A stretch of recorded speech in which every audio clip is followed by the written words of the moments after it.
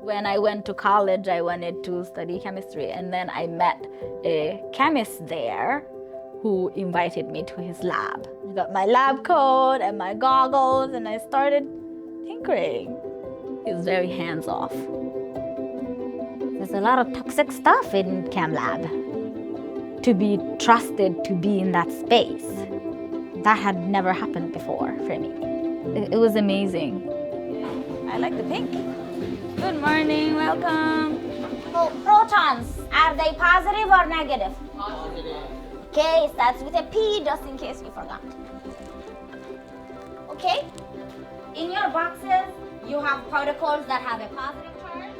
I teach at Frank McCourt High School. I am teaching Introduction to Chemistry, and I'm also teaching higher level chemistry, which this year is toxicology. Ms. Diallo is an amazing teacher. I mean, she is both able to connect with the students, but also hold them to high expectations. Like, she really believes every single student that walks through the door of her classroom can be a scientist.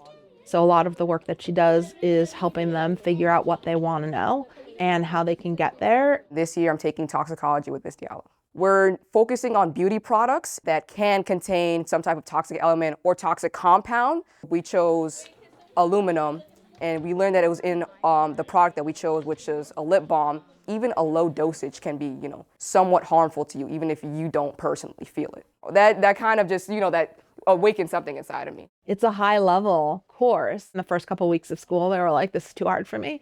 But they've settled down and they are curious, and I think is driving some of them to engage in the class in a way that they weren't anticipating. For you to maintain healthy relationships, you have to be able to communicate effectively. So that's why we emphasize communication.